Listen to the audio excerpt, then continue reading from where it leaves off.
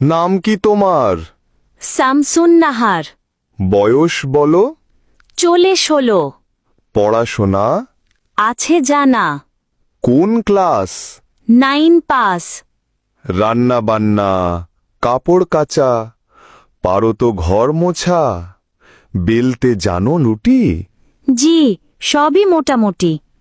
খুলো তো ঘোমটা, দেখি তো চুলটা, লম্বা নাকি খাটো, একটু তো হাঁটো, দেখি তো পাগুলো, ফর্সা নাকি কালো, কালো কিংবা ফর্সা তাতে নাই সমস্যা, হাদিয়া ঠিকঠাক পেলে বিয়েতে রাজি হবে ছেলে।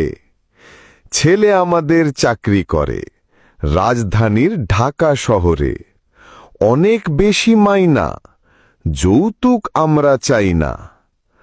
তবে পারলে একটা গাড়ি, আসবে জামাই শ্বশুর বাড়ি, পায়ে হেঁটে কেমনে আসে, যাবে বংশের মান ভেসে।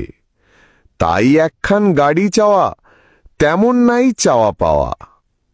খাট, পালং, সুকেজ, আয়না, এগুলো তো বলতে হয় না।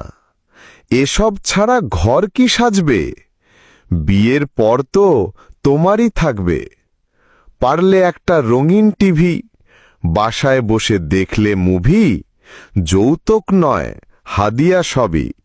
চুপ করেন মশাই, আর কিছু শুনতে না চাই। বলছি শোনেন মন দিয়ে, করছি না আমি এই বিয়ে। আমার পিতা গরিব চাষা, নাই অত টাকা পয়সা। পড়েননি এমন দায়ে কন্যা সন্তান জন্ম দিয়ে। হাদিয়া নামে চেয়ে যৌতুক, ভালোই তো করলেন কৌতুক। যৌতুক নামের কৌতুক যারা বলে, একগাল থুতু মারি তাদের কপালে। কৌতুক করা যাদের এত সাধ, থুতু ছাড়া ঘুচবে না সেই অপরাধ।